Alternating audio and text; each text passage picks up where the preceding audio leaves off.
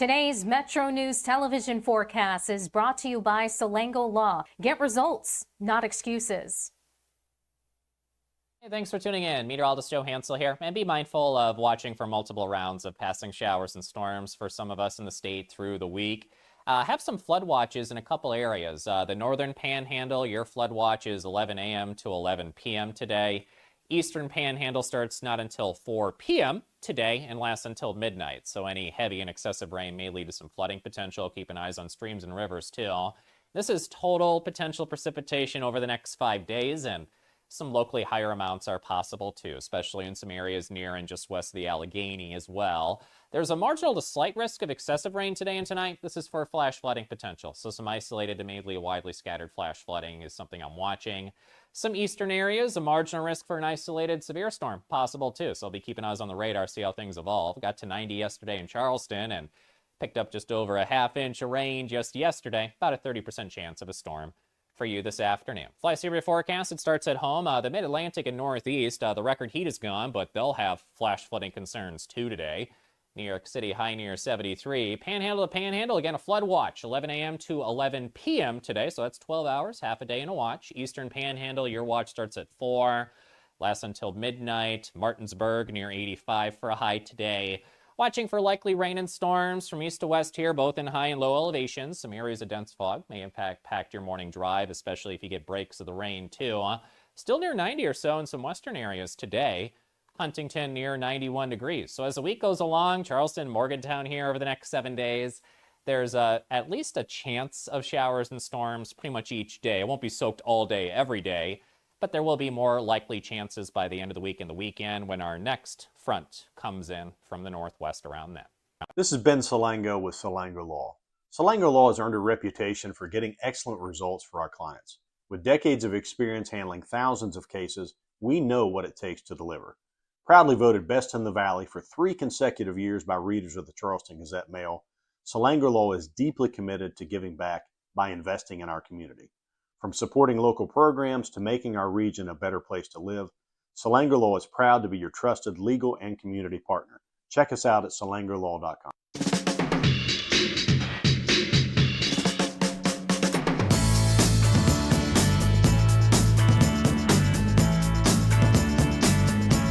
From Lewis County, we'll talk about the foster care system in West Virginia in the wake of the death of an infant in Mingo County in the last several weeks. We'll get into that subject with him. Brad McElhinny stops by. Believe it or not, there is still a race from the primary election that is not 100% settled. Mike Nolte will get us the latest information going on there. And we'll take your phone calls, texts, and tweets as always. Once again, we say good morning back.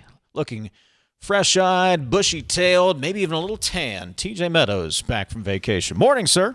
Not as pasty, huh? I like that. Good. I said a little tan. Do you go like SPF 50 or do you go the big brim hat if you're out enjoying the day? Do the brim hat, do the long sleeve sun shirts. Had too many little issues already that I've had to take care of not to take precautions. Let's put it that way. That's a responsible man right there. You know, I tried to. Me, on the other hand, I've been peeling.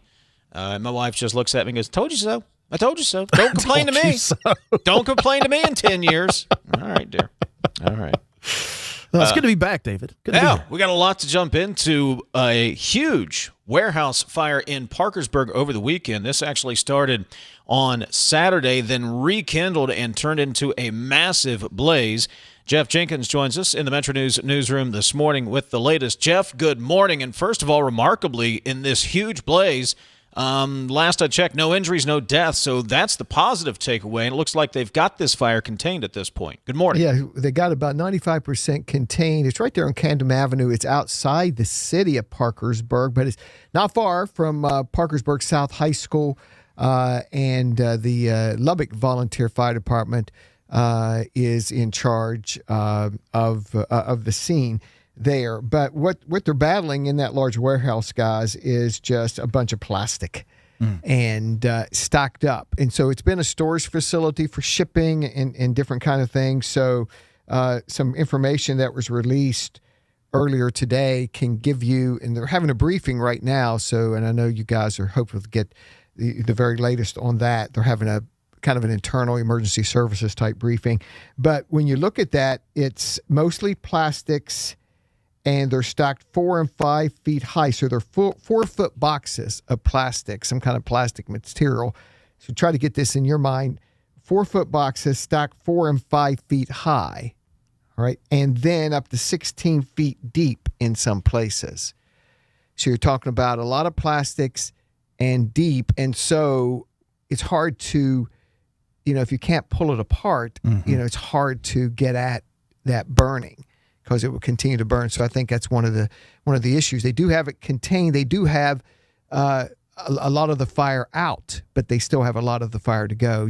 Having the fire contained and then exactly how much they have out, that's going to be kind of a moving target there. But so far, and this is the really good news on this, so far they've had a lot of air quality monitoring there from the state DEP. The EPA has also, federal EPA has also brought some things to the scene. And it looks like, and it sounds like so far, there have not been any major air quality issues with this other than, smoke. But as far as chemicals, things like that you might be concerned with, and they're keeping a close eye on that. And so we've reached out to the DEP trying to drill down on that a little bit more to see what the air quality situation is. The governor has issued a state of emergency. He went there yesterday for a little while. The governor did. And so he issued a state of emergency just basically to free up state resources and the state's response. So that's what they've been able to do so far. So people who were driving I-77 yesterday, big travel day coming back from the 4th of July. Saw a lot of video because it was very visible. A startling image. Yeah. Very, very visible of the thick black smoke.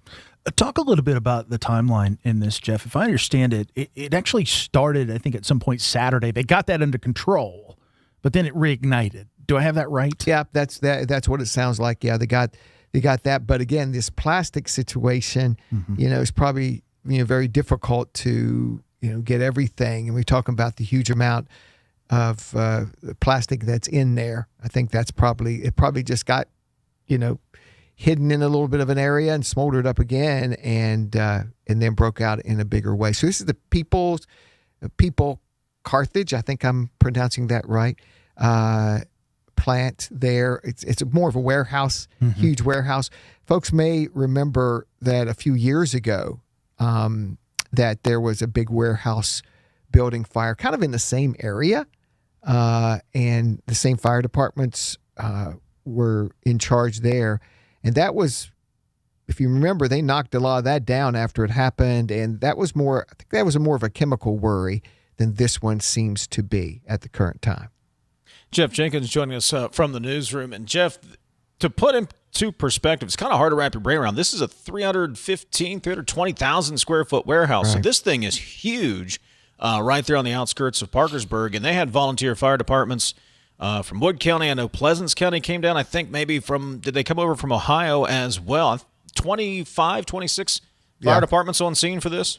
Yeah, exactly. And again, it's the People's Carthage. I think is the right way you pronounce that. And so they've had fire crews there, just battling the blaze, and they've had some success, just throwing some water on it. But I think it's what you touched on there, Dave, is exactly right. Just the massive, how large it is. That's why it's going to take a long time. Several days. I mean, David Blair Couch, the county commissioner, one of the Wood County commissioners, we talked to him yesterday, and he said that firefighters told him that this could be like a 7-day event. You could have some people there at least, maybe for a full week trying to get it all out. It makes sense the way you've described it, because if all this plastic is essentially lumped together, there's really not a fire break. If you think about it, almost like a forest fire, there's no break in which it would actually stop, and you could hope to have some containment. So that makes sense. I guess my question would be in terms of what we're looking at now, weather-wise. I mean, right now, I think that plume is kind of moving up and it's not settling, but weather could be a factor in that and moving forward as to air quality. Anyone saying anything about that yet? Yeah, we're hoping to get an update from the DEP of where they are with air quality monitoring. Some of the early from the scene, and the governor said this in his release that came out yesterday when he announced the state of emergency, that things were in acceptable levels when it comes to air quality up to this point. So, we'll see. We'll see where that goes, and hopefully that'll continue to be the case. We have reached out to local officials there in Wood County this morning. Also have reached out to the Morrissey administration. If we hear from them, so will you as the next couple of hours unfolds. Hey, Jeff, before we let you go, quickly, court case you guys are keeping an eye on this morning.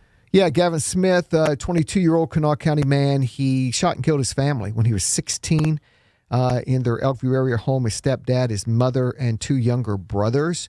This was December of, that crime took place on December 2020, so in the COVID year. And then he was convicted, he was 16 at the time, he was convicted in 2022 on charges, he was convicted on 3 counts of first-degree murder and 1 count of second-degree murder. And then that got appealed because of some of the jury instruction. Well, one part of the jury instruction, there was an error by the judge in how he defined one of the crimes. And so the Supreme Court sent it back, and Smith was scheduled to go on trial a couple weeks ago, June 22nd, and instead he pled, again, to all 4 counts. So he pled to 4 counts of murder, but it flips. So it's 3 counts of first, 3 counts of second, 1 count of first. So it just flipped, and in a plea deal with prosecutors. So he's being sentenced this morning by Judge Kenneth Ballard on that. He's 22 years old now, so that's life plus several years.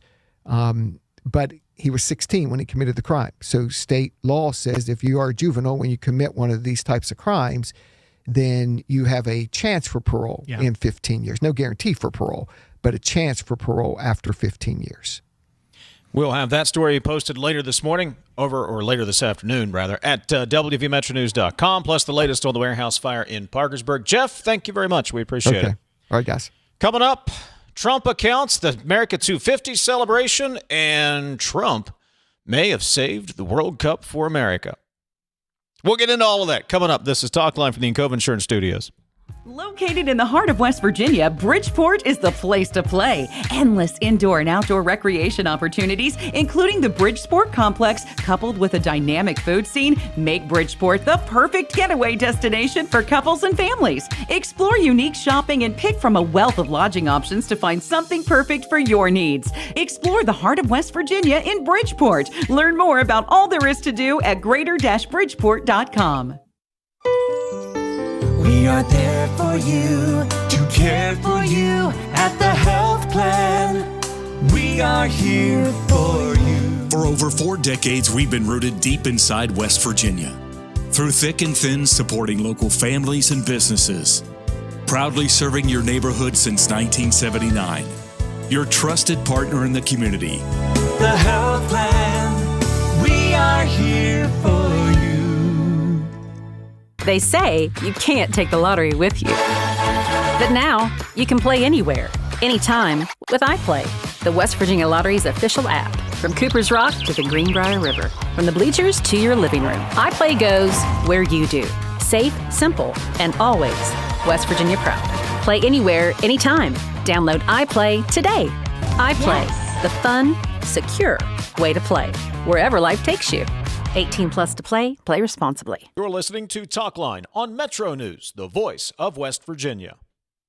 Leading the efforts to build a stronger West Virginia, the High Technology Foundation has a proven plan to strengthen and diversify our state's economy. The I-79 Technology Park's high-capacity infrastructure continues to attract advanced federal operations that are driving economic growth. This keeps our young, educated residents in the state and brings West Virginians home. The High Technology Foundation, building a stronger West Virginia.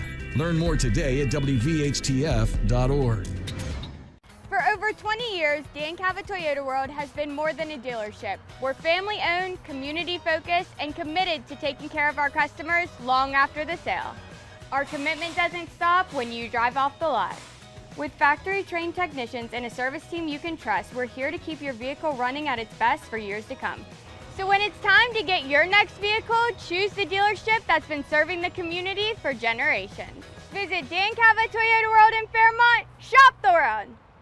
Looking for a show that talks about everything? You found it. By the way, I'm really happy to talk about this as opposed to Ryan's opinion that being a sports fan is a bad thing. He said that it kept him from being stressed about it, not that it was a bad thing, that they didn't have the stress. And, I mean, I've seen you pace. Yeah, you're only 30 and you look like that.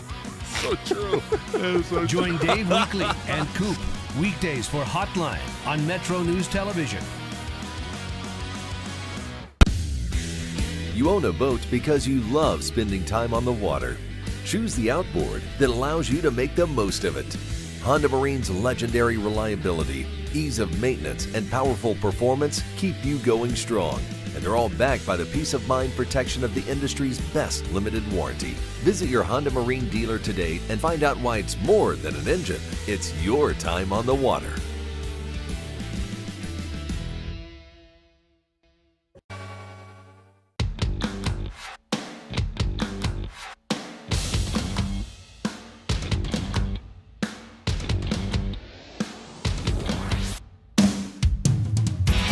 MetroNews Talkline is presented by Encova Insurance, encircling you with coverage to protect what you care about most. Visit Encova.com to learn more. 304 Talk 304. That is the text line, and 800-765-TALK, 800-765-8255, the phone number. I was not there over the weekend, but everything I saw on the social medias, it looked like, and a few people I talked to who were, looked like everything down in the capital city went off marvelously. Fireworks looked awesome. Saw some things on social media about that. Chris Lawrence had some stuff posted up. Looked like the entertainment was great. Alabama showed out. Marshall Tucker Band, Bow Wow. TJ, looked like it was a great weekend in the capital city, and there was some trepidation about the two events going on at the same time. But, again, from all I can see, looked like it was a great weekend. It all worked out. I wasn't in town either, but I did follow some of the social media, and a couple of things. The projection show on the Capitol, the laser projection or whatever you call that, that was fabulous. Somebody put the whole thing online. They filmed it. It was awesome. Just awesome. The multiple fireworks shows going on at the same time. Perry Bennett, who is a photographer in the West Virginia legislature, does a fabulous job. He was up, I would guess, camped out somewhere up in Quarry Ridge or Quarry Creek, rather, somewhere along the mountainsides of the Kanawha River, and got the simultaneous shot of all of the different climax points of the fireworks show going off at the same time. Awesome. Ferris wheel looked awesome on my drive back from the interstate, all lit up. So, yeah, just a great weekend. And if you say there is nothing to do in West Virginia, my goodness, you're not looking around. Now, I have heard conflicting reports that there might have been one of the gondolas didn't have AC, and it might have been the Joe Biden gondola. I've heard conflicting reports on this. I know for a fact one of them didn't. First-hand account. Well, I guess it'd be second-hand account. But apparently, I was told it was the Joe Biden gondola. I don't know what you make of that. What you will. Make of that what you will. Ride at your own risk, right? Or at least know what you're getting into. Now, I will say there was a post on social media talking about the fact that the number of the presidency or each president might have been off on this wheel. I was following that, and I think they worked it out because they weren't counting multiple terms that didn't happen back to back and different things. But that was quite the debate for those nerds of us who like to follow that kind of thing. So there's that. So it looked like everything went well in Charleston. What about in D.C.? Let's go to Fox News Radio's Jared Halpern. Jared, good morning. How'd everything go for the Independence Day weekend? It's fine for me. I wasn't stuck out in a thunderstorm, though. So yeah, you guys got some big thunderstorms that sent people. They had to evacuate them all, right? Yeah, it was kind of a chaotic scene because according to the spokesperson for Freedom 250, about 150,000 folks had been screened through into the mall where the viewing was, and then this thunderstorm was coming through. There was lightning in the area. They evacuated the mall. Everybody went into nearby buildings, federal buildings, museums, and then they had to try and get everybody kind of back through that screening process as quickly as possible, given that President Trump had announced he was going to speak at 11. I'm not sure how many got back through. You didn't have to be on the mall to see the fireworks, though. They were viewable from pretty much anywhere in the DMV. But, yeah, a bit of a chaotic scene. Obviously, it all happening much later than the president had initially planned for, but they got the event off, and I know that the president had talked about him kind of overriding a decision to postpone or delay for a few days the big fireworks.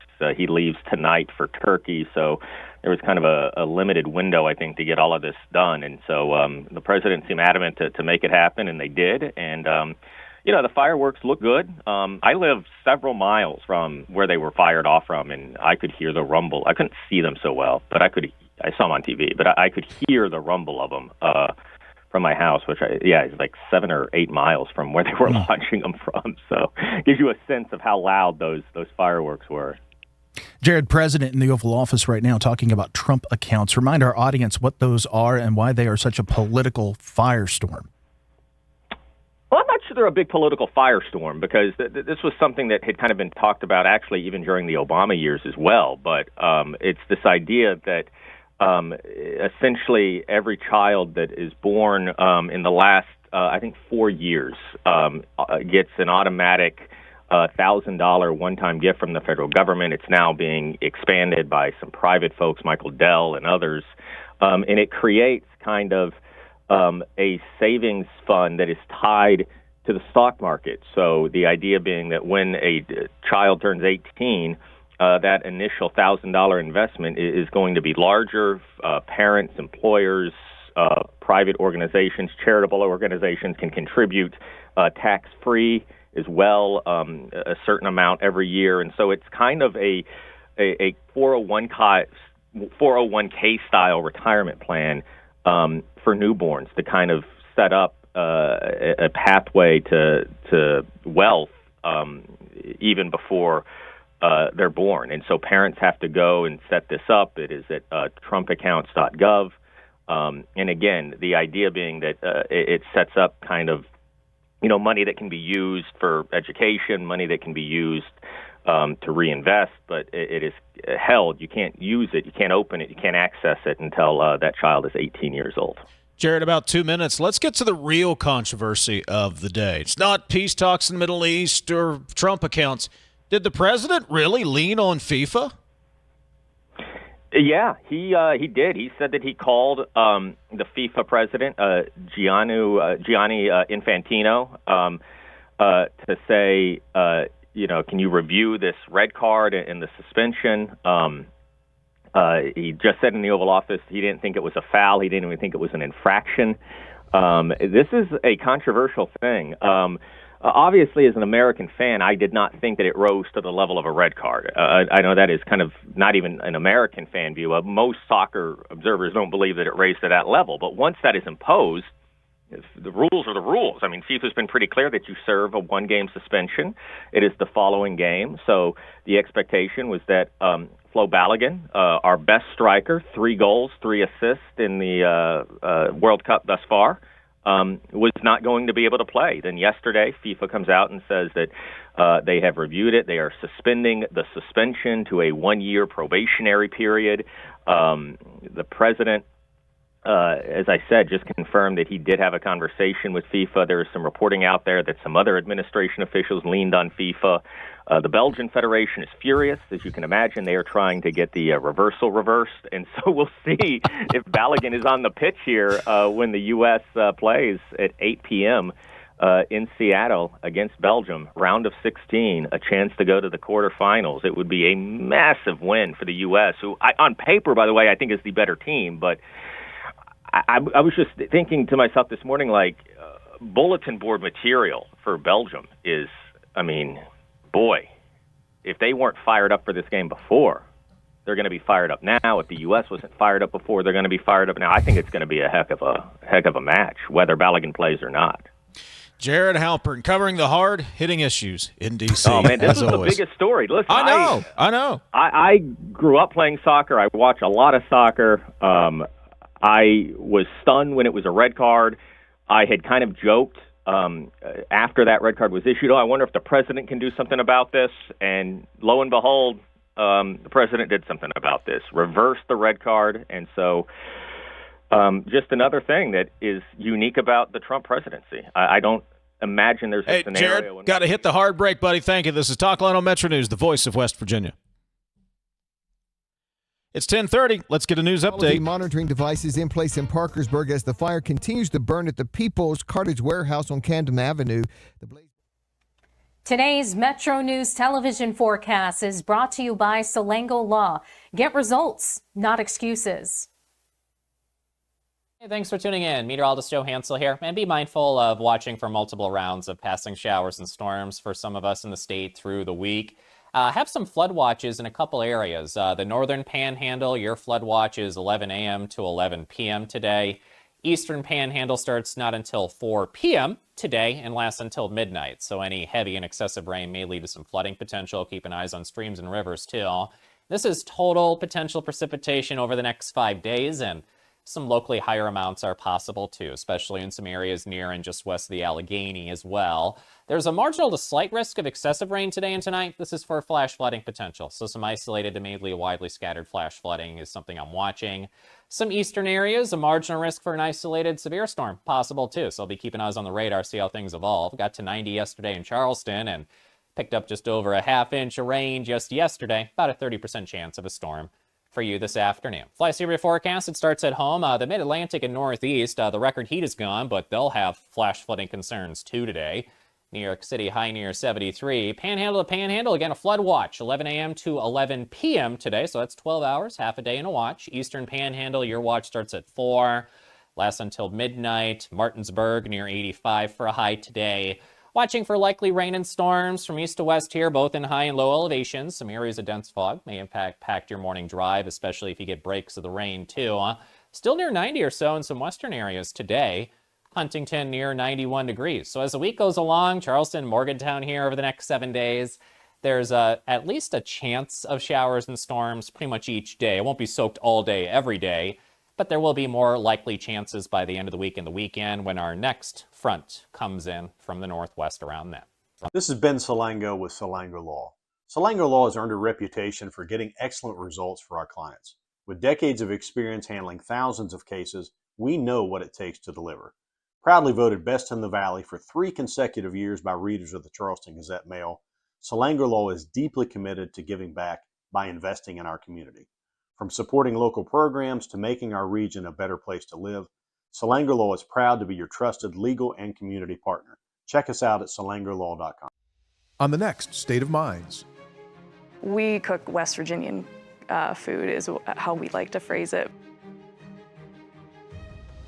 I knew that every time I would hear a story, and I would hear the same story, but it never got old, about what this meant to the family and how it was served and how special it was to be put on the table.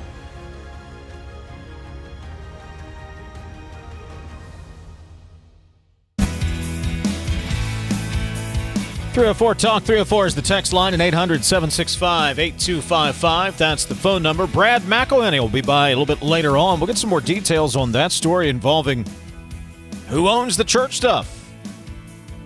That's coming up second hour. Also, we hope to hear from officials in Wood County this morning. They were having a meeting this morning regarding that large, massive warehouse fire. Actually just outside the city limits of Parkersburg, but they're in Wood County.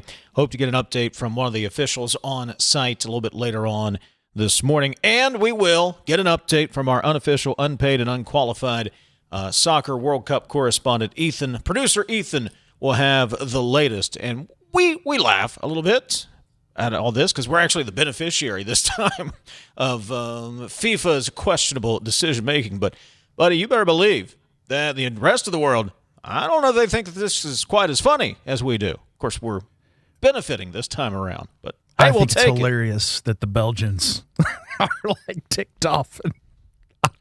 What are they going to do? Take their waffles away? Exactly. Yeah. Welcome to the USA. Welcome to the big leagues, Belgium. A couple of texts here. We'll get to Adam Burkhammer. I'll bet that Belgium has a case before a U.S. judge before noon today and probably SCOTUS by 5 p.m. Nah, they're going to The Hague with this one. That's where this one ends up. OMG, as soon as they lifted the suspension, I called my son and said, Trump did it. Then an hour later, we find out, yep, says the texter. All right, more of your text coming up at 304 Talk 304. A much more serious story this morning. You may remember that back on June 20th, it was discovered a 4-month-old baby had died at a foster home in Mingo County. The infant's mother, 35-year-old John DeWitt, has been charged with child neglect causing death and possession of a controlled substance with intent to deliver. 50-year-old Tanya Hayton has been charged in the case for violating CPS instruction after receiving the baby as a foster parent. Hayton allegedly allowed the child's mother to live in her house for 2 years, despite CPS telling her that was not allowed, and Witt was to have no contact with the child. There was a third woman who was also charged in that case, 35-year-old Marissa Pruitt. She was told by Witt over the phone that the child had died and there were drugs in the house. Witt is accused of telling Pruitt not to call emergency services. Pruitt was charged for not contacting EMS after learning of the infant's death. This is the latest tragic situation involving the foster care system here in West Virginia. It has renewed calls for the legislature to take steps to try to improve and overhaul the foster care system here in West Virginia. Lewis County Delegate Adam Burkhammer is a foster parent. This is something he has talked several times about on this show, and he joins us again this morning. Delegate Burkhammer, good morning, and thanks for joining us. Yeah, good morning, guys. I appreciate the opportunity to be with you, but I hate it we're having to discuss such a tragic and devastating event. Well, let me start here. If the governor came to you this morning and said, hey, what's the number one priority? We'll put it in a bill. We'll get it through tomorrow. What is the number one priority when it comes to the foster care system? You would say what?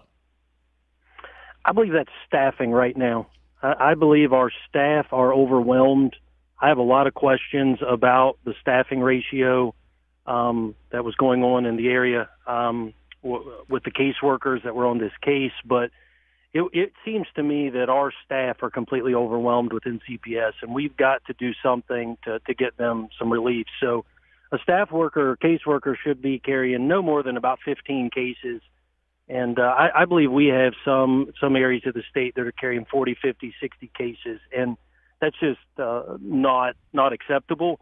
And you're going to get results like this when your staff are completely overwhelmed. They're unable to do all of their daily tasks. They're unable to check on families and do that. Then we're going to continue to do this. So we have to figure out staffing, and that's either hiring more actual state employees or beginning to look outside and figure out who we can partner with, who we can contract with to begin to fill these voids. Could we fill the void quicker if we did go to private contracting, Adam? I believe so. I believe there's a lot more flexibility in the private world. They're able to hire faster. They're able to terminate faster, so they're going to get more quality workers. And in many cases, they're able to pay better, which is speaks volumes to a lot of people. So I really think that beginning to look to the outside is where our answers need to be. Delegate Adam Burkhammer joining us, delegate from Lewis County. This case in Mingo County and others like it, Adam, is this a result of we need more regulation, more frequent in-home visits, or does this come back to that core issue where it's just staff is overwhelmed and maybe they're not getting to where they need to be as frequently as they need to be? Yeah, I really think that our policies, our law, our code is where it needs to be. But what we're finding out is it's not being implemented in the proper way. And sometimes that might be actually on purpose. Folks are just not doing their jobs, and we need to deal with that. Other times I think our staff are completely overwhelmed, so they're just fighting fire every day, and they're unable to do it. But there's already requirements to be in the homes, to be checking on these families, to be doing the proper background screens, and doing all of that is already there. So I don't think it's more policy. I don't think it's more regulation. I think we've got to get the staff in place, and we've got to build a culture that we're going to follow our policies. That's when we're going to see positive results. So you are a legislator that is knee deep in this. I mean, you're up to the waist, maybe even eyeball high with this, and so you know the system better than I do. I'm not trying to be pejorative of anybody, bash anybody over the head, or hindsight is 20/20. These folks are innocent until proven guilty. All of those qualifiers. With that said, when they found out that this individual was letting the mother stay in the home, a mother who the child had been removed from, had been taken from her custody, should that have been an immediate, okay, we're moving this child out of this family, we're going to find another situation because it's already compromised? Yes, absolutely. That child should have been moved. But I want to make sure we clarify a couple things when we talk about foster care and kinship care.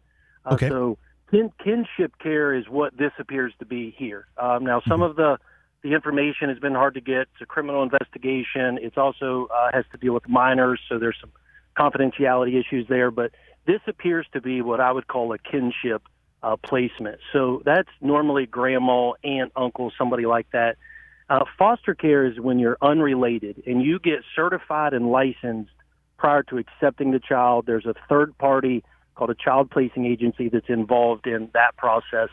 When it's kinship care, what it appears to be in this case, this is the sole responsibility of the state. So what they do is they go in and are supposed to do some initial background screens and initial safety checks, and then they place the child. And then that family is supposed to go through the certification process kind of post-placement. But the idea is that if there is a suitable grandmother, a suitable family member that can take placement of that child, then let's do that. Let's try to keep this family together. Let's try to work on it. But right here is the prime example of a problem that you have with kinship is when grandma doesn't want to break the tie with her child, so she's allowing her child, the mother of the child, to continue to live there and continue to be that. So kinship can be a really good thing, but I think if we're not doing the proper checks and following the policy, kinship can actually be a negative thing here as well.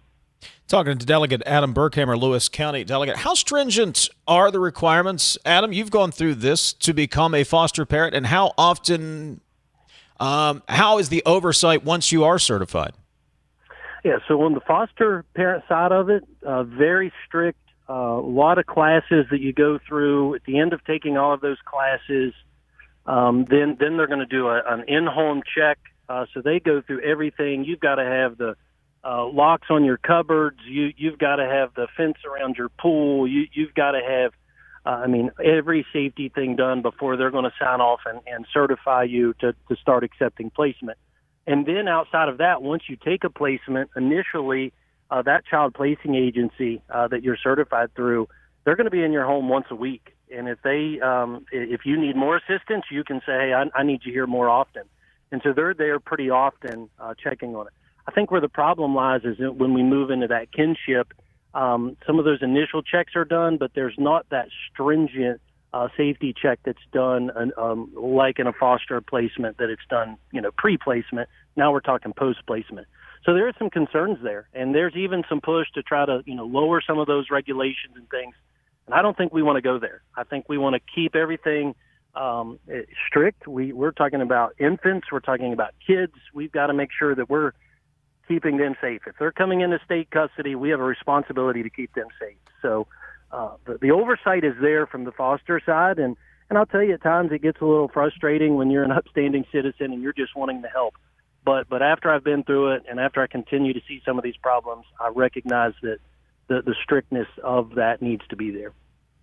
Adam, what in the world has to happen to get the legislature, to get the executive to fix this? I mean, we had Kennedy Miller, we've had this.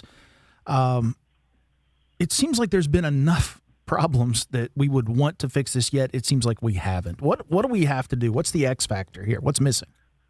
Yeah, well, I really feel like the legislator has stepped up. We've put a lot of time and a lot of energy into to tackling this crisis. We've came out with a lot of legislation saying here's how we can help. But at the end of the day, it relies on the executive branch, and I'm not trying to cast blame on them, but it is their department to run. It's their department to staff properly. It's their department to set a culture of following policy. And so the legislator, we're still here. We're ready to work. We're ready to support the governor, his team, the Department of Human Services, CPS, any way that we can. But we need them to step up and really make the choice that they're going to do things different. Adam, we're talking to Delegate Adam Burkhammer from Lewis County. It seems we talk about this with a lot of our issues here in the state, whether it's public ed, foster care, CPS. We need people. We need people, and we need to find a way to not only recruit them, but retain them once we do have trained CPS workers and trained individuals within the foster care system, so they're not overwhelmed and burned out and leaving the system at the same time. We have a people problem here in the state in a lot of aspects. I would agree with you 100%, because at the end of the day, I look at this and I know, we've just talked about, government's role in this, but I really feel like local people, local community is going to be the solution to it. And this is people that are stepping up to support families. This is people that are stepping up to be CPS workers. This is people stepping up to be foster parents. But we really need folks in our communities to step up. And so I've always said, when people come to me and they're outraged, I say, well, I want to turn your outrage and your passion into action and to getting involved and to being part of the solution. And so you're exactly right. We need people in all the various positions, good people that are there for the right reasons. And that's when I think we're going to start seeing a positive impact. It can't be easy. I know you and your wife, I'm sure it can't be easy. You can tell folks about your experience. If a couple is out there listening, they've got a couple children already, they both work, what would you say to them if they're considering this to help them determine whether or not it's right for them and whether or not they can help? Yeah, I think everybody can do something. And I will not lie to anybody and say that it has not been difficult. It is hard, but it is also very gratifying to be able to sit back and say, I saw a problem and I was part of the solution. I saw kids in need and I opened my home and I opened my heart and I opened my family to be part of that. There is nothing more gratifying kind of deep down than that. And so on the hard days, I'm reminded that these kids just need a loving home, a safe home, sometimes for a short time, sometimes forever. And we want to be that. And so for those people that are considering it, it's going to be hard, but it's also going to be the best decision that you've ever made to be able to step in and love kids, because that's really what they need. Lewis County Delegate Adam Burkhammer, also a foster parent. Adam, we appreciate the perspective. Thank you so much this morning. Thanks, guys. Have a good one. Absolutely. You as well. 304-TALK-304. That is the text line. You can give us a call, 800-765-TALK, 800-765-8255. We will get 2 good soccer minutes with producer Ethan coming up in the second hour of the program. Also, Bryan Hughes is going to stop by. He was out amongst the people, a man of the people, for Regatta Weekend and the celebration down in Charleston. He'll give us a recap on everything that was going on over the weekend a little bit later on as well. 800-765-TALK and 304-TALK-304. This is Talkline from the Encova Insurance Studios. Are you ready to reach the finish line of retirement? At the Stike team at Wealth Enhancement Group, we provide comprehensive guidance for retirement planning in West Virginia. With years of experience, we'll draft a plan tailored for your unique goals. Whether you're just starting or nearing retirement, we make the process as simple as possible, easy, and stress-free. Visit wealthenhancement.com/Stike to set up a complimentary consultation and get started on your plan today. Let's work toward your dream retirement together. Summer in West Virginia means open roads, blue skies, and endless possibilities. But if you don't have reliable wheels, getting to work or making it to a doctor's appointment can feel like an uphill climb. That's where Good News Mountaineer Garage comes in. We take donated vehicles, fix them up, and get them to fellow mountaineers who need them the most. This summer, let's keep our community moving. Donate a vehicle today by calling 866-GIVE-CAR or visit goodnewsmountaineergarage.org. Donate a car, change a life. We are there for you, to care for you at the health plan. We are here for you. For over 4 decades, we've been rooted deep inside West Virginia. Through thick and thin, supporting local families and businesses. Proudly serving your neighborhood since 1979. Your trusted partner in the community. The health plan, we are here for you. You're listening to Talkline on Metro News, the voice of West Virginia. For couples that are experiencing infertility, about half will have the male factor in the diagnosis. At the WVU Medicine Center for Reproductive Medicine, we offer a wide array of treatment options for male factor infertility. There's really no reason you would need to go anywhere else. If we can identify and treat male factor infertility, we can prevent couples from even having to go down the road of IVF, saving you potentially money and time. We're here to help build a family. We have the capabilities and we care. In 1914, the same year the first commercial flight soared and the Panama Canal opened, Greer Industries was born. Herbert and Agnes Greer began in Morgantown, West Virginia, striking the first pick into the limestone formation that would become the backbone of one of the state's great industrial legacies. From the roads we drive on, the buildings we build, and the communities we serve, Greer Industries has been delivering quality for decades. At Greer Industries, we've been improving lives for more than a century. Download Metro News Television on your iPhone or Android.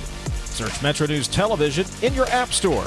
Create an account today to get alerts and watch all live and archived content. Download now. At Daniel's Men's Store, exceptional style begins with a curated selection and finishes with a flawless fit. When it's time to buy a suit, Daniel's is here to make sure yours is one of a kind. Discover tailored suits you'll only find in-store at Daniel's. Longer days, warmer drives, and better deals at Dan Cava GMC. Hit the road in one of our new luxury GMC Acadias. Take your pick from our massive selection. Now up to $5,500 off select new Acadias and 3.9% for 60 months. The great deals continue with our large selection of quality pre-owned vehicles. All this and more at Dan Cava GMC in Bridgeport. Shop the world.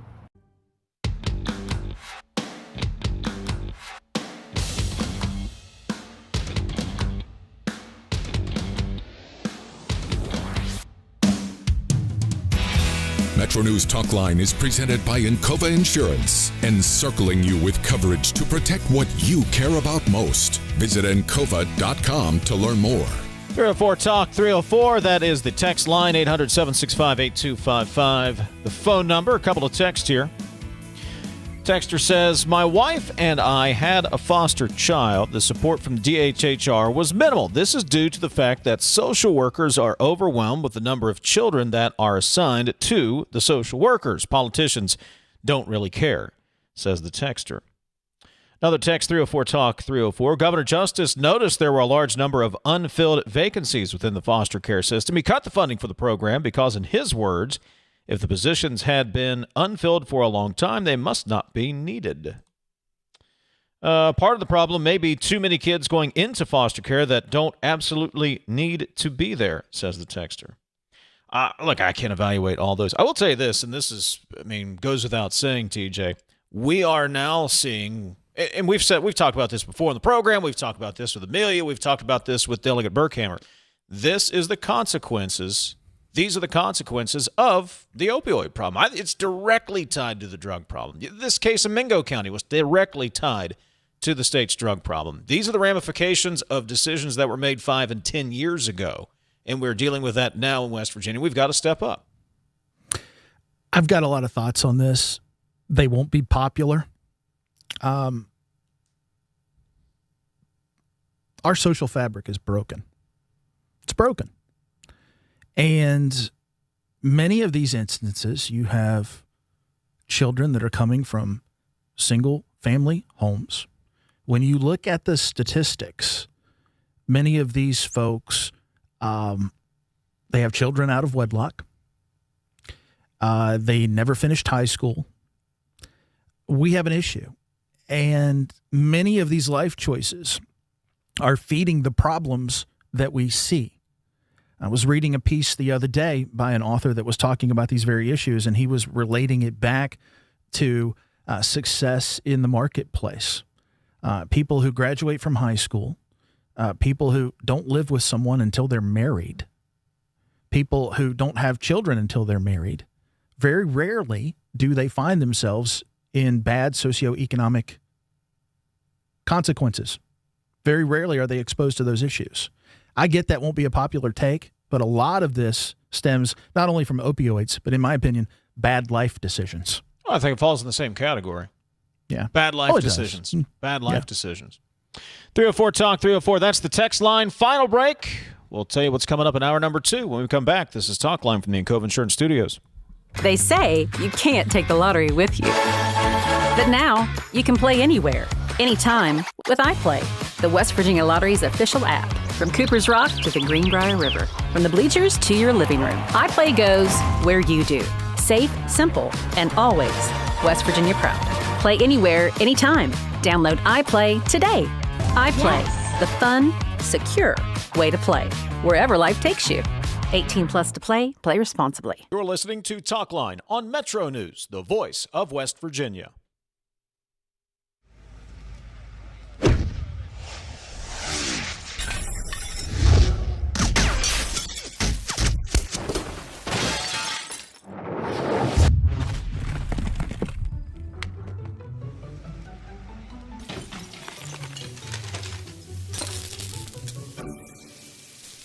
I'm Sean Kovich, Mountaineer Golf Coach. When disaster strikes your home, business, or golf game, call the restoration company the Mountaineers call. Panhandle Cleaning and Restoration. Leading the efforts to build a stronger West Virginia, the High Technology Foundation has a proven plan to strengthen and diversify our state's economy. The I-79 Technology Park's high-capacity infrastructure continues to attract advanced federal operations that are driving economic growth. This keeps our young, educated residents in the state and brings West Virginians home. The High Technology Foundation, building a stronger West Virginia. Learn more today at WVHTF.org. For couples that are experiencing infertility, about half will have the male factor in the diagnosis. At the WVU Medicine Center for Reproductive Medicine, we offer a wide array of treatment options for male factor infertility. There's really no reason you would need to go anywhere else.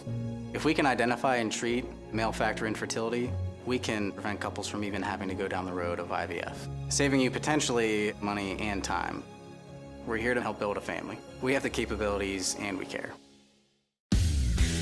You own a boat because you love spending time on the water. Choose the outboard that allows you to make the most of it.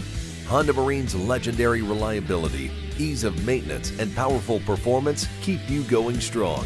And they're all backed by the peace of mind protection of the industry's best limited warranty. Visit your Honda Marine dealer today and find out why it's more than an engine. It's your time on the water.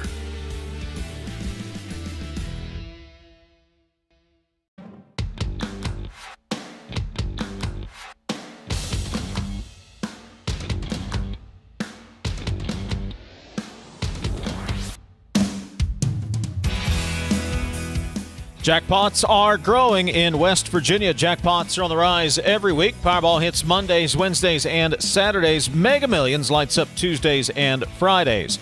That's 5 chances a week to get in on life-changing jackpots. Play in-store and online. 18 plus to play. Please play responsibly. The Powerball jackpot is $416 million. Mega Millions jackpot is $576 million. So go ahead, play today. Couple of texts here before the top of the hour, 304 Talk 304. Guys, well, it took most of the week, but I rode all 45 cars on the Ferris wheel. Well done. Nice. That's commitment. That's what I was going to say. That's a lot of line time. Well done. Guys, none of the gondolas were air-conditioned. I went on it twice. First car was JFK. Second one was Hayes. All you got was the cross breeze from the door gaps. Okay.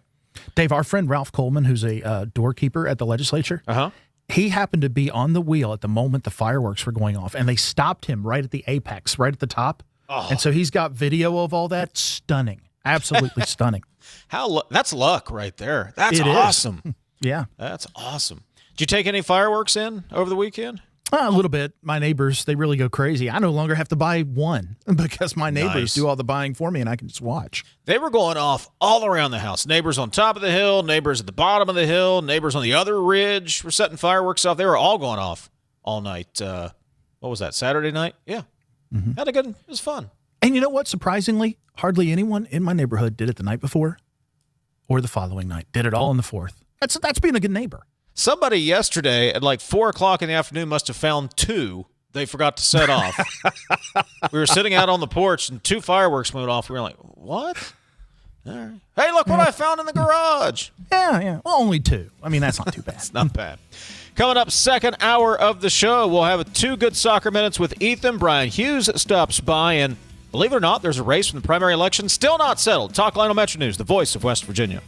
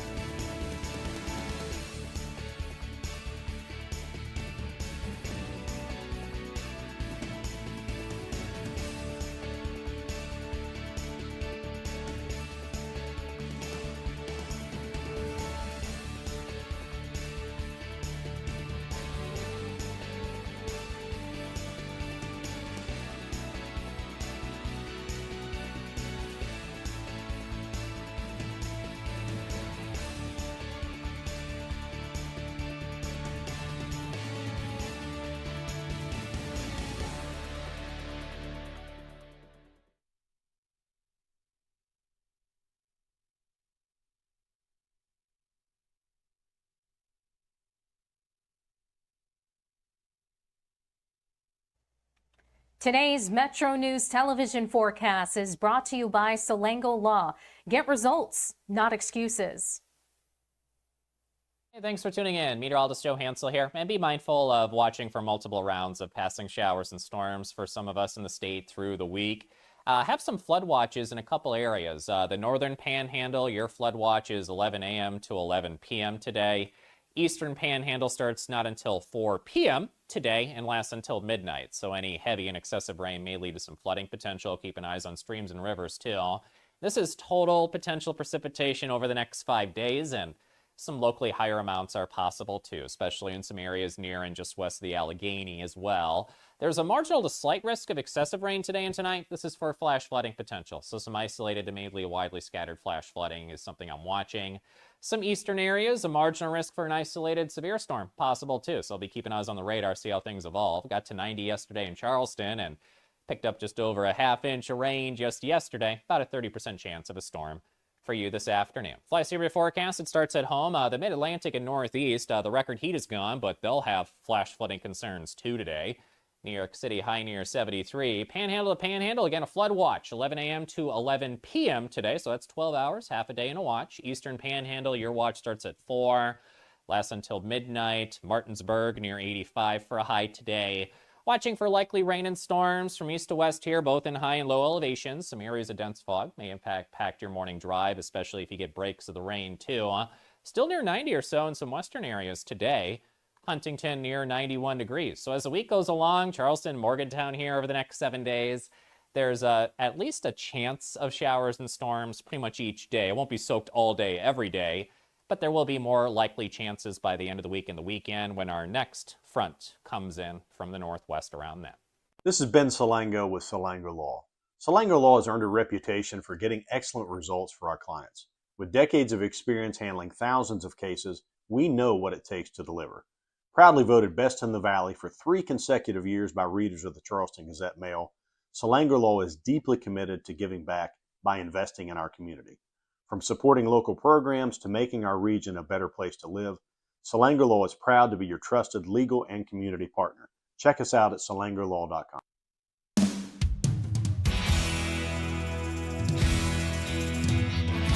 MetroNews Talkline is presented by Encova Insurance, encircling you with coverage to protect what you care about most. Visit Encova.com to learn more.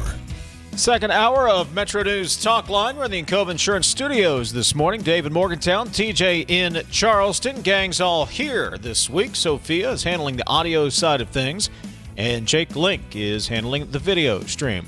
Say good morning to our great radio affiliates across the state of West Virginia, or if you're watching in on the Metro News TV app, Facebook Live, YouTube, download the app to your favorite mobile device or even your smart TV to watch Metro News programming, this show, others, as well as high school sports, and all of the offerings on the Metro News TV app.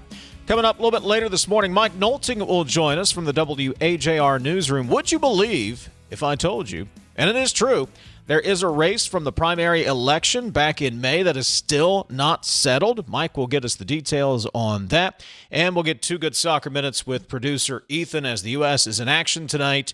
FIFA lifting the red card, so the U.S. will be at full strength when it takes on Belgium, presumably later tonight in Seattle. We'll also talk about the weekend that was as far as the festivals and celebrations. Bryan Hughes will join us from Charleston as well. Say good morning to TJ Meadows, back and bright-eyed from a week of relaxing at a tee box near you. Good morning, sir. Good morning. When I don't have this show to do and I can't play golf, it's hard for me to vacate. It's hard for me to find what to do. I sat out one morning because it was just too hot. A sprinkler head popped up and went back and forth spraying the grass. I watched that for about 30 minutes. That was exciting. You literally just sat and watched the grass grow. Honestly, it's kind of like watching the fish in a tank. Mm-hmm. Brought my blood pressure down. I enjoyed it. Sat there, sipped my coffee, watched it just go back and forth. Did you get a round in at some point during the week? I didn't, and I'll be honest. It was so hot where we were. The heat index was 110. Was the high. Most days it was in the 105-ish range, and it was just so sweltering hot. I went to the range a few times, but I didn't want to play even 9 or 18. I mostly sat in the pool and tried to stay cool. Soft. Oh, what? Who No, said that? Hey, dude, I can't handle it the way I used to. I don't be able blame to. you. I don't blame you. I used to be able to get out in the heat, and I like the heat and everything. And I guess once you hit a certain age, and I guess I'm there, I just don't handle it as well anymore. And I don't want to do it. I get tired beyond what I should, and I just not playing that game. My wife, who loves hot weather, is the only person that said last week at any point, "Boy, this is really nice weather." What? What's wrong with you? What? It's hot. I like it when it's hot. I mean, let me tell you what. I was watching the energy markets last week because I'm a nerd, and that's what I do. Yeah. And let me tell you what, that heat, ooh, we'll get into that one day if you want. But talk about high bills and talk about electricity prices skyrocketing. Normal commodity that trades like $40, $50, $60 a megawatt hour going for $1,400, $1,500, $1,600 a megawatt hour. Well, if we all just take the New York mayor's recommendation, set the thermostat to 78, put on your short shorts. I don't know if that was part of the recommendation, but I digress. That guy's an idiot. Well, yeah. Earlier this morning, we told you about the massive warehouse fire in Parkersburg. That started on Saturday. Then as of Sunday morning, it had rekindled. As of late Sunday night, that massive fire was 95% contained. Joining us on MetroNews Talkline this morning is the president of the Wood County Commission, David Blair Couch. They were in a meeting earlier this morning to assess the situation. David joins us on MetroNews Talkline. David, good morning. Thanks for joining us. Good morning. Give us the latest. What is the update on that massive warehouse fire that took off over the weekend? Well, we're getting known for warehouse fires for some reason. But this morning, with the temperature inversion, we had a lot of this smoke close to the ground. People were complaining of the smell. And since then, our weather's improved, and the outlook on the fire has improved. Talk with us about air quality. What are the monitors seeing? Well, we have U.S. EPA here and West Virginia DEP, and they're measuring particulates. And the initial measurements, they told us they have to stay under 30 parts per million. Otherwise, it's kind of shelter in place and be more cautious. But it's well under 20. And it improved overnight. We're getting called from people that need N95 masks, and we're having those at our center to be able to distribute to the public. David Blair Couch joining us, Wood County Commission President. That massive warehouse fire over the weekend there just outside of Parkersburg. At this point, David, is the fire contained? What is the status with the fire in the building? Yeah, it's contained. So the cautionary measures we did yesterday were to control the fire. And as the fireman told me this morning, now it's to put it out. So there's different phases of that fire. They were concerned it would run into other buildings, so they had excavators in there trying to knock down walls to fire break it. And we've been through that. I'm actually heading to the fire site now. But we had good participation from our sheriff and our emergency services director and our resiliency center director. So they're all working for the same reasons. Infrastructure comes to mind. Obviously, you need a lot of water to fight this. Do you have the infrastructure? Are you pulling water from other places? How is that working? Well, we were draining the city of Parkersburg dry. So we hired a company called SPSI, and they fight fires for a living. They're usually on industrial fires, but we call them specifically for their river pumps. Because if you look at an aerial, the Little Kanawha River runs behind this warehouse. So we brought in 3 river pumps, an 8-inch and 2 5s, to take the pressure off of Parkersburg water, and that has made a huge difference. So I'm really hopeful that we'll get a report that we can be out of this in the next couple days. How has that coordination been with 24 fire departments on scene coming over from Washington County, Ohio, coming down from Pleasants County, coming up from all over the area. How has that coordination gone? It's phenomenal. These guys, although they're volunteers, they're professionals. And they really are. They coordinate with one another. They've tried their very best to back each other up. So they go on station, they come off. It was really hot yesterday. And luckily we have had no injuries. We had one guy get overheated, but nobody's had to go to the hospital. Not even a twisted ankle. Knock on wood. That's good news, and continued prayers that it stays that way. David, talk to us about the company that owns this facility. Are they cooperating with authorities? How are you interacting with them at this point? People's Cartage has been wonderful. We experienced a fire at a warehouse in 2017, and the owners were not cooperative. And that made it really hard because we couldn't tell what was burning. We knew there was a lot of plastic involved, but we didn't know everything that was burning. And that made it an environmental scare. These ownership, People's Cartage, is a storage facility for product. Primarily Kraton polymer was the stuff that's burning up. It's plastic and rubberized plastic. And so they call it an MS data sheet, which tells us what the material is. Mm-hmm. And luckily we got that yesterday. We have West Virginia DEP and US EPA here, and they are going over those sheets and making sure we're not in a real big bind. But we did put up a river boom, trying not to impact flora and fauna. But we had Delegate Dave Foggin come to our meeting this morning, as well as Delegate Scott Hecker. They brought people's concerns of their gardens that gets this soot on it, and their livestock and their animals. Will my cow die if it drinks the water? And so those are great questions, and we're going to get them answered for them. But David Blair Couch joining us right. David Blair Couch is Wood County Commission president. They are working the fire there at the 315,000 square foot warehouse in Wood County this morning.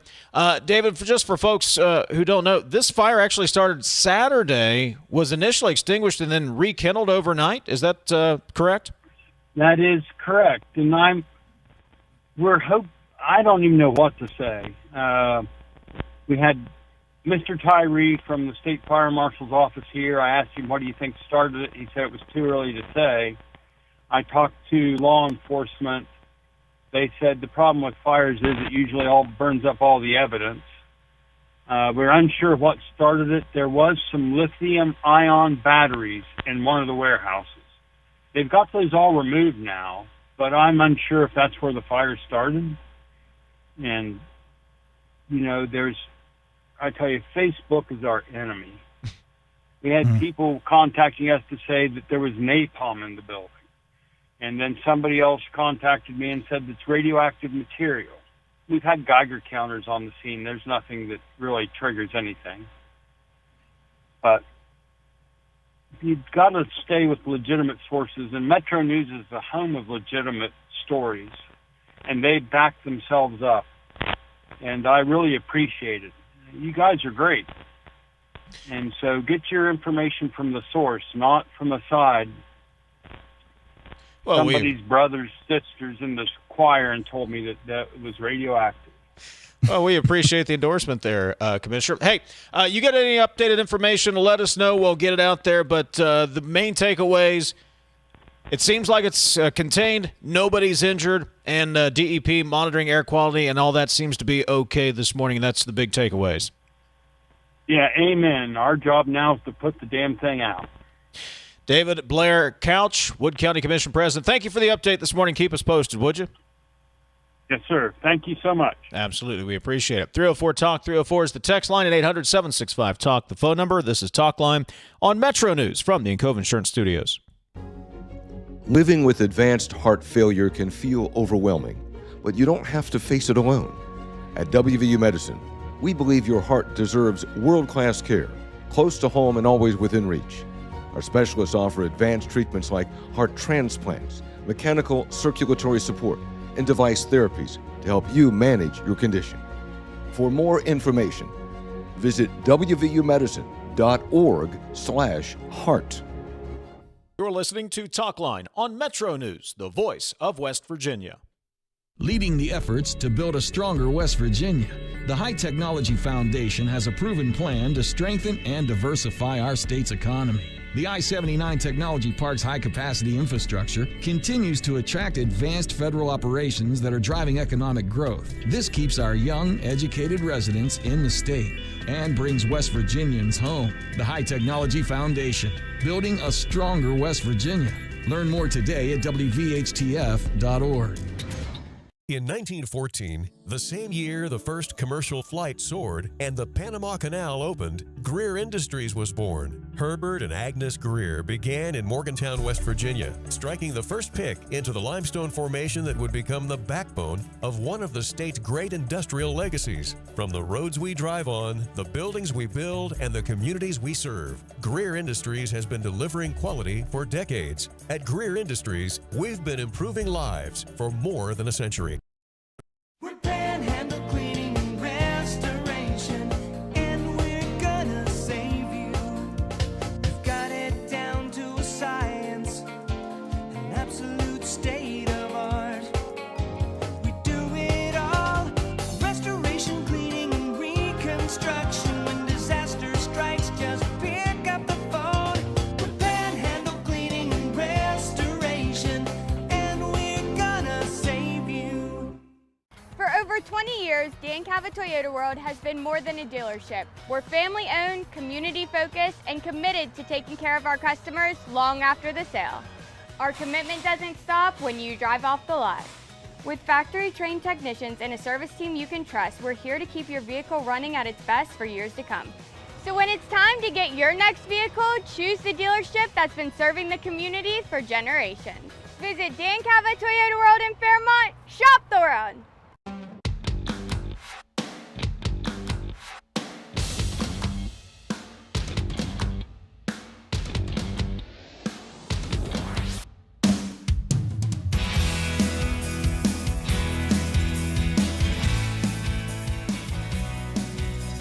Chris Lawrence has some updated information as well on that fire in Parkersburg. We'll get that bottom of the hour. CityNet is West Virginia's local internet provider. High-speed, reliable fiber internet is probably right at your front door. Now's the perfect time to connect. Local customer support you can trust, perfect for working from home, streaming, or even gaming. Fast, reliable fiber internet built for everyday life. When it's high-speed internet you need, citynet.net connects, protects, and perfects. We'll get that update with Chris coming up bottom of the hour. As I mentioned, big weekend, huge weekend in the capital city for the last couple of days. Had the American 250 celebration going on, the Stern Wheel Regatta going on, and from everybody I've talked to or have seen on social media, it looked like everything went well. One of the most relaxed, easygoing, just kicked his feet up all weekend and took it easy. Usually talking about the weather, but today he's talking about the festivals. Bryan Hughes joins us from the newsroom. Hey, Bryan. Was out there at 4:30 this morning, cleaning stuff up, so it doesn't stop. Man, it was a great weekend, though, wasn't it? Dude, you're always going. Yeah, it was an. We don't stop, by the way. We just never stop. But we will stop somewhere around 3:45 this afternoon physically and go. Yep, it's done here.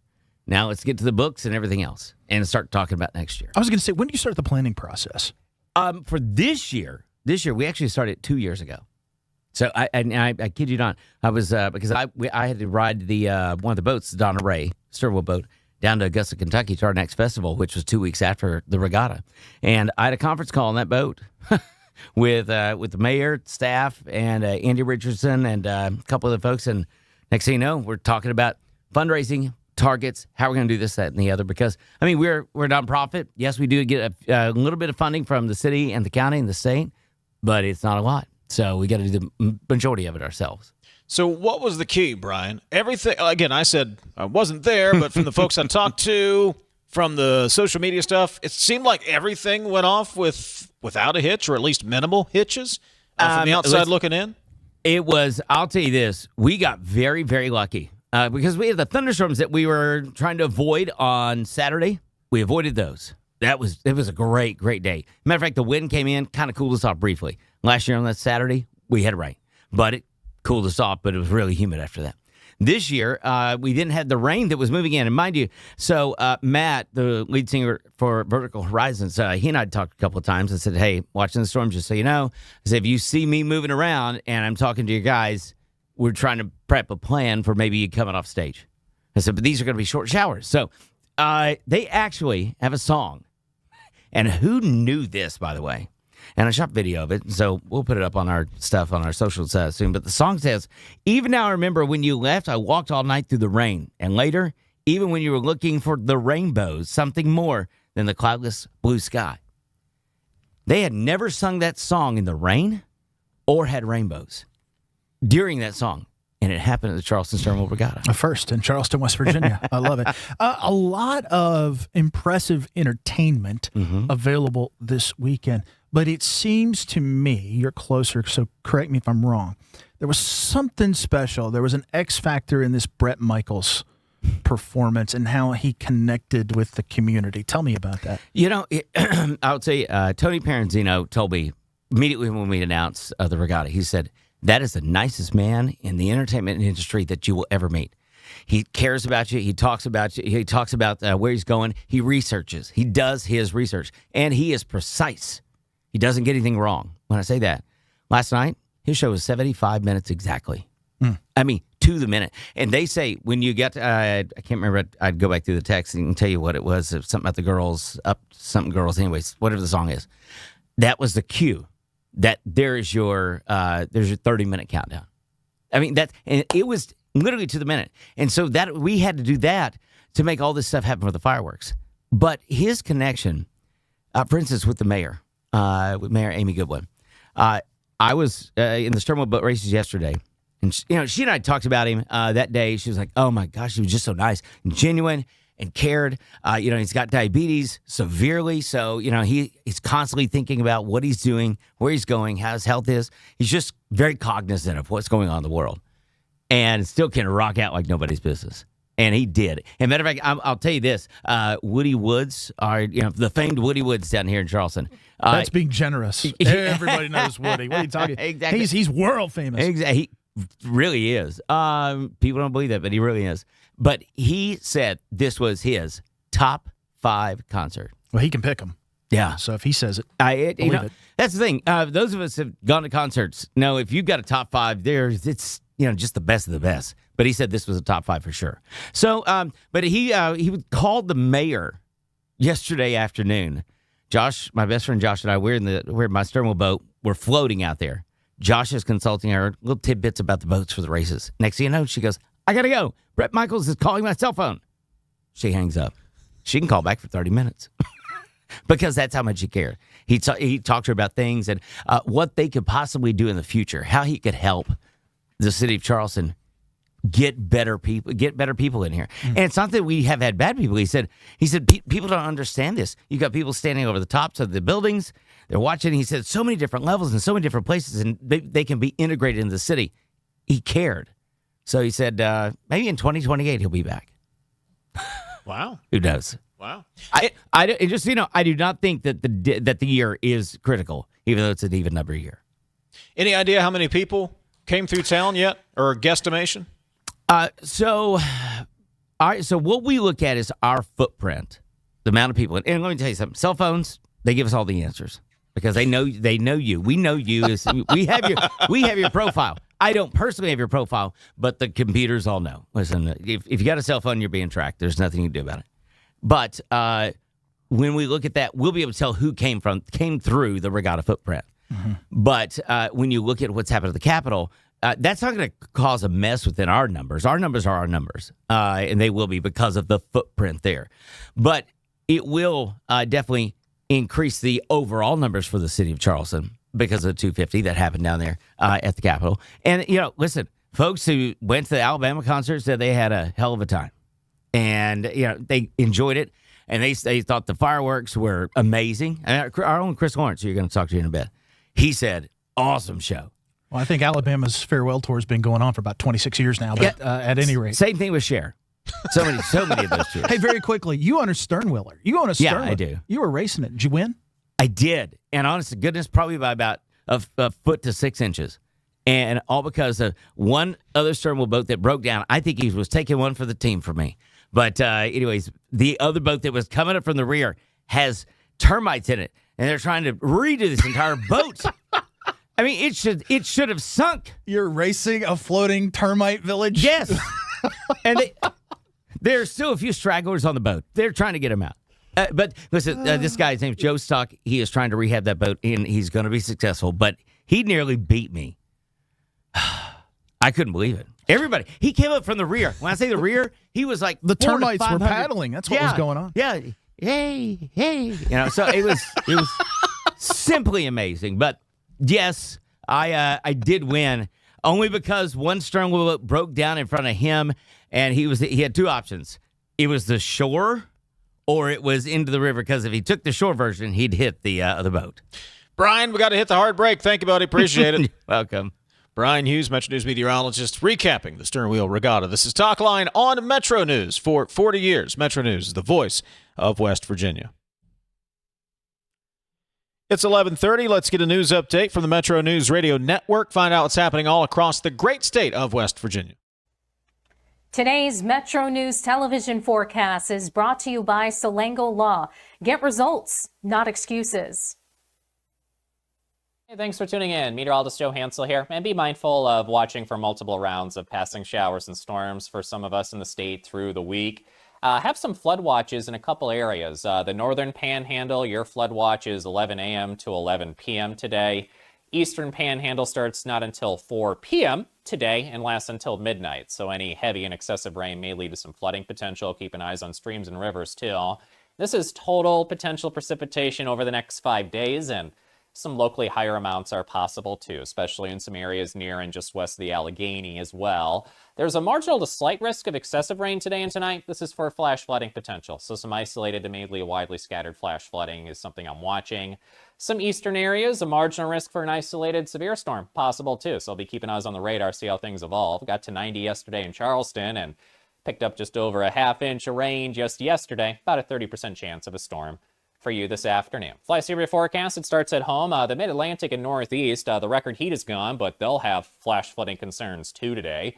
New York City high near 73. Panhandle to Panhandle, again, a flood watch, 11 a.m. to 11 p.m. today, so that's 12 hours, half a day in a watch. Eastern Panhandle, your watch starts at 4, lasts until midnight. Martinsburg near 85 for a high today. Watching for likely rain and storms from east to west here, both in high and low elevations. Some areas of dense fog may impact your morning drive, especially if you get breaks of the rain too. Still near 90 or so in some western areas today.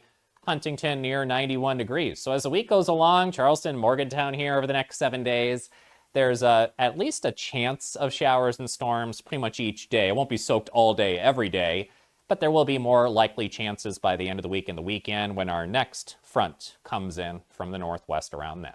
This is Ben Salango with Salango Law. Salango Law has earned a reputation for getting excellent results for our clients. With decades of experience handling thousands of cases, we know what it takes to deliver.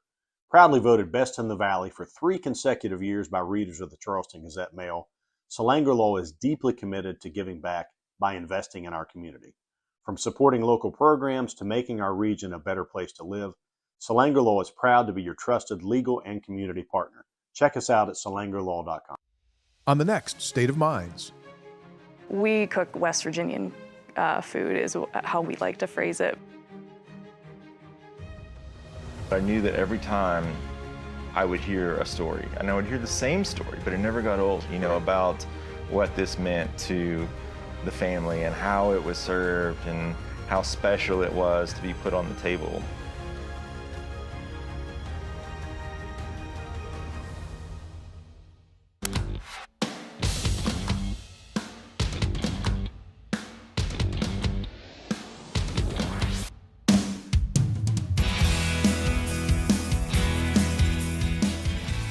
TJ, you know what the guys that have the termites in the boat, what they need to do? What's that, bud? Go to LouWendellMarineSales.com and check out the great inventory and deals on pontoon and fishing boats. See it now over at the website, LewWendellMarineSales.com. Lew Wendell Marine Sales. We sell family fun. I was watching Wimbledon. In fact, I'm watching Wimbledon right now, as a matter of fact, if I'm being fully transparent. But yesterday, and they did this shot outside the stadium. You know where they can sit on the, what do they call that? The hillside of the garden or whatever they call it over in England. Yeah. And you can watch, and they do this crowd shot. And you know what they're doing? Singing Country Roads. It's everywhere. It's everywhere. And, I mean, we'll take it. Boys to Men. I don't know if you were watching the 4th of July stuff on network television, but they were doing the show in Nashville. Boys to Men does a rendition. Not my favorite rendition, but they do a rendition of Country Roads. That was on, I think it was ABC that was doing the 4th of July in Nashville. It's everywhere, man. You know, my brother's stepson is really into soccer, and so we had it on vacation. He was watching the USA. Of course, after the victory, everybody singing Country Roads. And you just, I mean, you got to love it. It is literally everywhere, and it's just taken over popular culture in America, Chris Lawrence. Everybody's saying it. I'm just wondering if is that the Wimbledon version of Randy's Ridge? Is that what you're talking about? Mm-hmm. With, with a little bit of English sophistication there, Chris, of course. No need for sophistication. It's just a ridge. It's just a place we hang out and watch ball. That's what we do. Chris Lawrence joining us for the Metro News Newsroom. He's been following the warehouse fire there in Parkersburg, talking to officials. Chris, what's the latest? What do we know? Had an opportunity to talk to Mark Stewart, who's the chief of the Lubeck Volunteer Fire Department and is actually the incident commander there today. He tells me that there was no more fire spread overnight, so they have it 100% contained, but it will burn for days because there was it was a facility where they stored plastic pellets. And I finally realized it wasn't anything made of plastic. It was literally plastic. It's the raw material stuff that you use to make stuff out of plastic, the little beads that you would send off to a company that molds plastic things. So that's what it was. It was the raw material that was simply stored in there, and it's in these boxes that are about 4 by 4 in shape, and they're stacked in there, several high and several deep.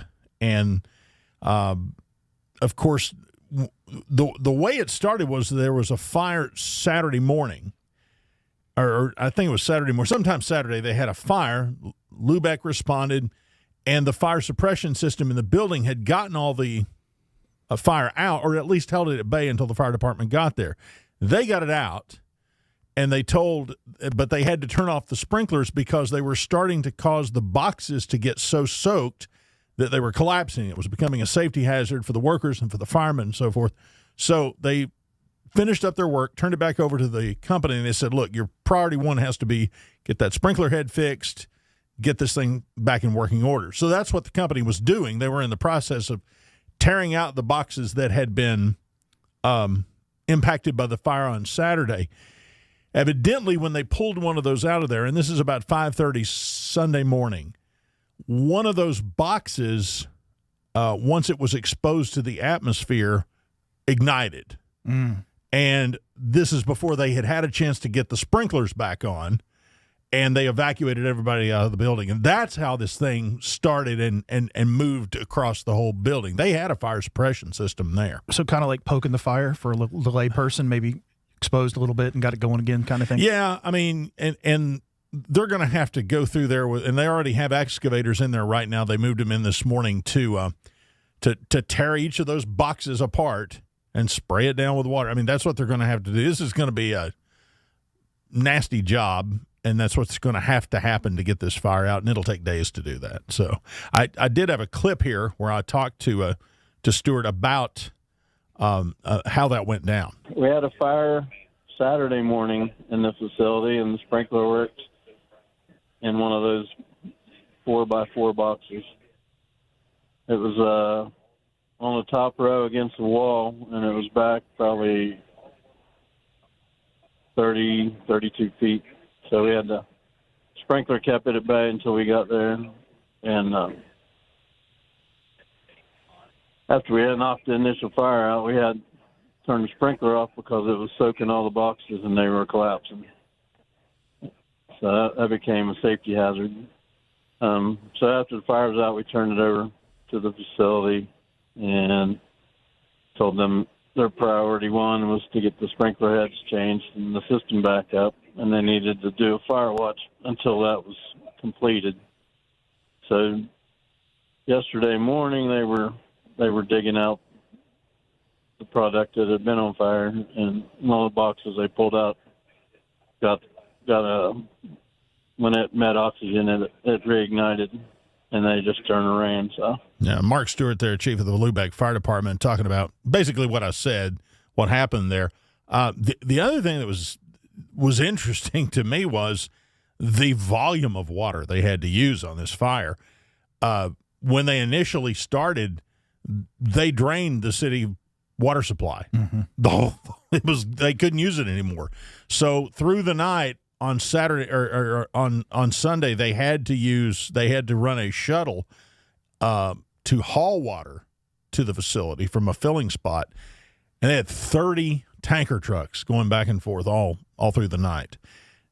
What they were waiting on was an industrial firefighting system to arrive from Pittsburgh. An outfit from Pittsburgh came down, and they have much larger capacity hoses and pipes and pumps and so forth. And they've now set it up to where they have that pump on the Little Kanawha River, and they're pumping water directly out of the river to the site. Now, they have been given clearance to use the city of Parker. I guess it's Parkersburg or whatever that town is around there, because this is not in the city. But they have been given clearance to use the municipal water service again. However, they're using that as a backup. They don't want to drain the city system again. So they're taking the water directly out of the Little Kanawha and using it for this firefighting service. But that's where things are right now. They've got it contained, but it's going to take days to actually get it out, and it'll be piece by piece with excavators in there just tearing stuff apart and dousing it and moving on to the next one. One of the things that always amazes me, and I'm very grateful for, you used the term incident commander. I mean, that's an official term. These agencies, you bring 20-some agencies together, there is an official system out there that everybody follows so they know how to come together. Somebody's got to be in charge. Yeah. And apparently they rotate this, because I got the number of another guy. They said, now, he was the incident commander yesterday. Yeah. But, when something goes on more than 24 hours, people got to sleep. Yeah. So they'll hand it off to another guy who's in charge. And apparently right at the time I called, this chief of the Lubeck Fire Department was the one in charge on scene. So, and this is, and I didn't really know where this was, but it's like a couple of 100 yards from the Parkersburg South football field, just like right there. Probably staging there, maybe. I don't know. Yeah, I don't know. I noticed it when I saw the drone footage that we procured as part of our coverage, and then the guy, when he started up, he literally flew across the football field. I thought, wow, that's really close to the school there. I showed that to my kids last night, my son, and he was just floored. And I think anybody would be floored that looked at that. When I saw it yesterday, I thought I had to look twice, because it looked very much to me like the Ames Tools fire at the Ames Tool Factory from several years ago. And I thought, is that new, or is that from that old thing? And I had to really research it a little bit before I realized, okay, this is something new that needs to be worked on. So we'll have the story updated over at the website, wvmetronews.com. The fire is contained. There's nothing explosive in the building. We have to say that thanks to social media, from talking to the Wood County Commission president there. So, and DEP, EPA, they are on site. They're keeping an check on air quality as well. And right now the air quality is just fine in that area. All right, Chris, thank you for the update, buddy. Appreciate it. No problem. Coming up, 2 Good Soccer Minutes with producer Ethan. Picture a community where every space tells a story. Those are the communities we're designing at ZLM Architects and Engineers. With a blend of creativity and technical expertise, we design spaces that inspire, innovate, and ignite change. From cutting-edge educational facilities to community-centric gathering spaces, we're committed to improving lives through design. Let us help you shape a brighter future for generations to come. Because at ZLM, it's more than architecture. It's about building your legacy.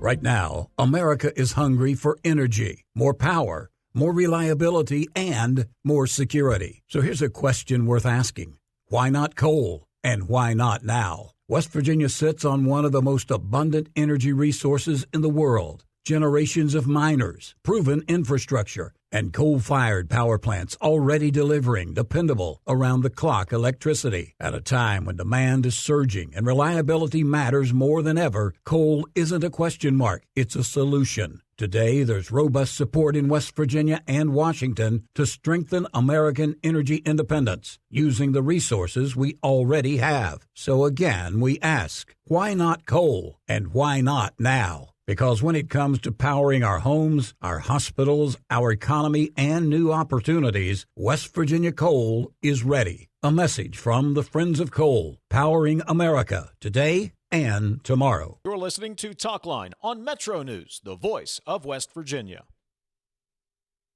In 1914, the same year the first commercial flight soared and the Panama Canal opened, Greer Industries was born. Herbert and Agnes Greer began in Morgantown, West Virginia, striking the first pick into the limestone formation that would become the backbone of one of the state's great industrial legacies. From the roads we drive on, the buildings we build, and the communities we serve, Greer Industries has been delivering quality for decades. At Greer Industries, we've been improving lives for more than a century.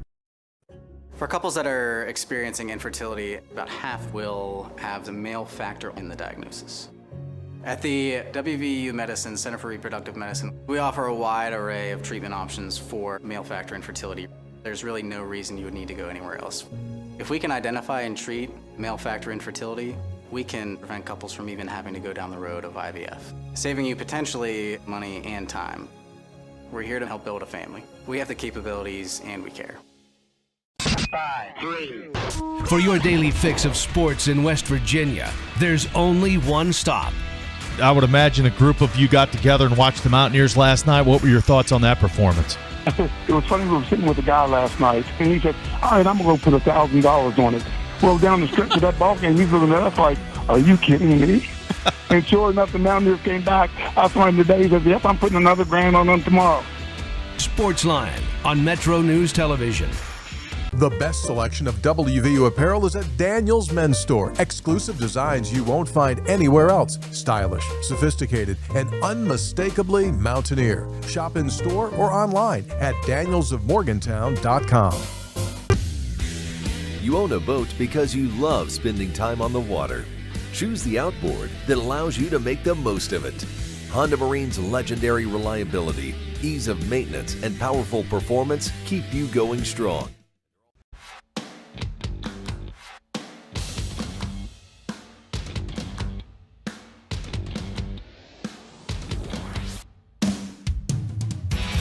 MetroNews Talkline is presented by Encova Insurance, encircling you with coverage to protect what you care about most. Visit Encova.com to learn more.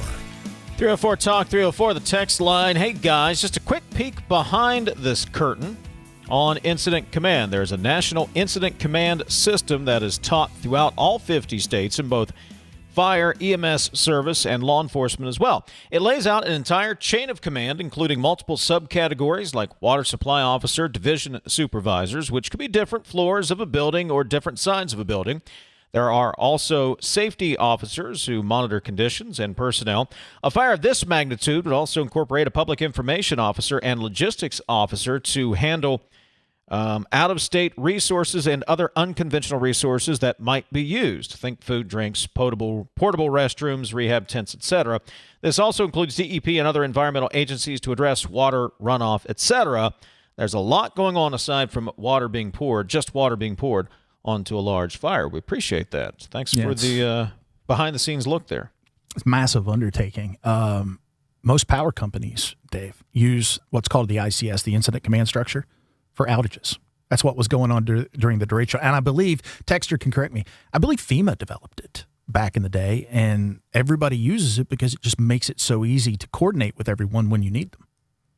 So big shout out again to all the EMS fire agencies responding there in Parkersburg into that massive undertaking. Texter wants to know, what time does America play Belgium in the World Cup this evening? Thanks. 8 o'clock is the start time for the U.S. and Belgium. That'll be from Seattle.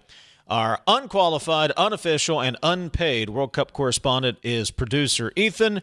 Ethan, your 2 soccer minutes start now. All right, Dave, thank you. Well, the USA do play Belgium at 8 o'clock. Here's what you need to know about this Belgium side. They are in the tail end of what they deem to be a golden generation, which basically means that the best players that they have ever had come through their international program are at the tail end of their primes right now. Some players you got to watch out for are Kevin De Bruyne. He's a perfect passer. I mean, there's no pass that he can't make. And then a really good goal scorer in Romelu Lukaku. Those guys are both at the very tail ends of their careers. They're very injury prone. They have not played a full 90 this entire World Cup. The best players on this Belgium squad, in my opinion, are Jermaine Doku, a speedy dribbling left winger, and their goalkeeper for Real Madrid named Thibaut Courtois. So those are the guys that you got to watch out for on the Belgium side. As for the U.S., well, we don't really know what strategy they could use tonight because their plans may have changed in the last 24 hours. As the big headlines have discussed, Flo Balogun's red card has been rescinded, or the suspension has been suspended, which makes him eligible to play tonight. So you would imagine that he would go in place of the starting striker Ricardo Pepi, who was set to take over at the number 9 position for the Belgium game at the round of 16 tonight. Should be mentioned that they have played Belgium before in the round of 16. In the 2014 World Cup, USA were eliminated by the same Belgium squad when Tim Howard set a World Cup record for most saves in a match. Well done, Ethan. In under the time limit once again, so we will permit questions. First of all, how many times did you practice the Belgium names? None, because I know them pretty well. Wow. I mean, yeah, you know them pretty well. TJ, I do want to give a shout out to you because I'm calling you from the beautiful Pete Dye Golf Course right now. I love it. How you playing? How you hitting them? Oh, I don't hit. I'm just helping out a DJ for an event that we do. I do not play. He's just there, TJ. Go to the range and hit a few balls. I could probably drive one about 300 yards. I don't know. 300 yards. You never played, but you're going to step up and drive one about 300 yards. I'm coming to you for lessons if that's the case. I've played Top Golf, and I've hit one about 280 to 300. Yeah, but you're elevated, dude. I mean, you're not on that the is We'll true. talk about it. That We'll is talk true. about it later. Never mind. Okay. All right. Any questions, guys, about the soccer match Do we win? tonight? That's all I want to know. Do we win tonight, Ethan? Honestly, if I was Pochettino, I wouldn't even play Balogun. Just end this controversy right now. Play Ricardo Pepi. Say we don't even need them. Come out, beat them. We can beat this team very easily without Flo Balogun. He is our unqualified, unpaid, unofficial World Cup correspondent and golf expert, Ethan, producer Ethan. Ethan, thank you very much. Looking forward to it. Definitely not a golf expert, but thank you. All right, buddy. Appreciate it. 300 yards. Well, go big or go home, TJ.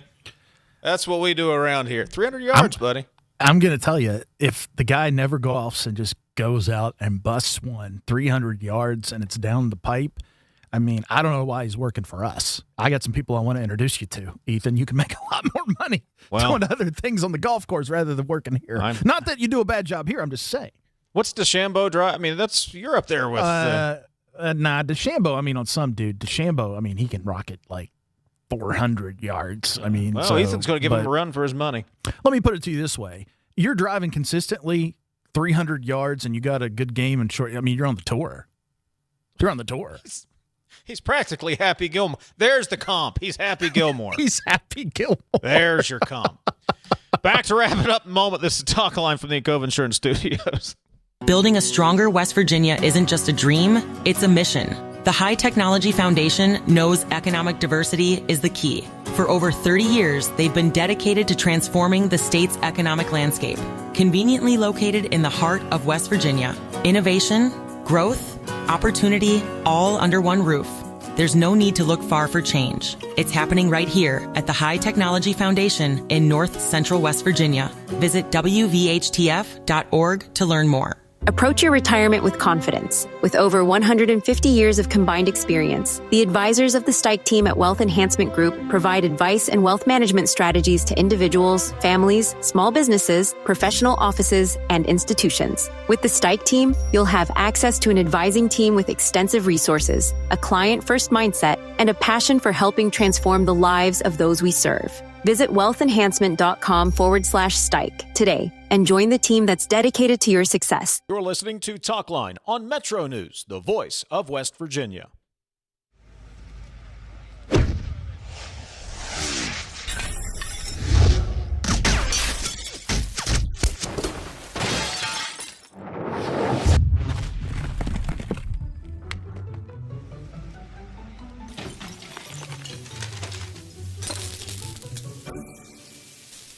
I'm Sean Kovich, Mountaineer Golf Coach.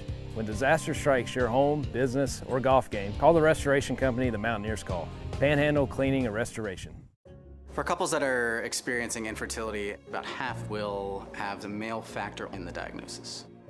At the WVU Medicine Center for Reproductive Medicine, we offer a wide array of treatment options for male factor infertility. There's really no reason you would need to go anywhere else.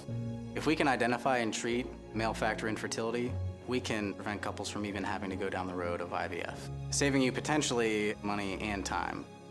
We're here to help build a family. We have the capabilities and we care. Leading the efforts to build a stronger West Virginia, the High Technology Foundation has a proven plan to strengthen and diversify our state's economy. The I-79 Technology Park's high-capacity infrastructure continues to attract advanced federal operations that are driving economic growth. This keeps our young, educated residents in the state and brings West Virginians home. The High Technology Foundation, building a stronger West Virginia. Learn more today at WVHTF.org. Longer days, warmer drives, and better deals at Dan Cava GMC. Hit the road in one of our new luxury GMC Acadias. Take your pick from our massive selection. Now up to $5,500 off select new Acadias and 3.9% for 60 months. The great deals continue with our large selection of quality pre-owned vehicles. All this and more at Dan Cava GMC in Bridgeport. Shop the world.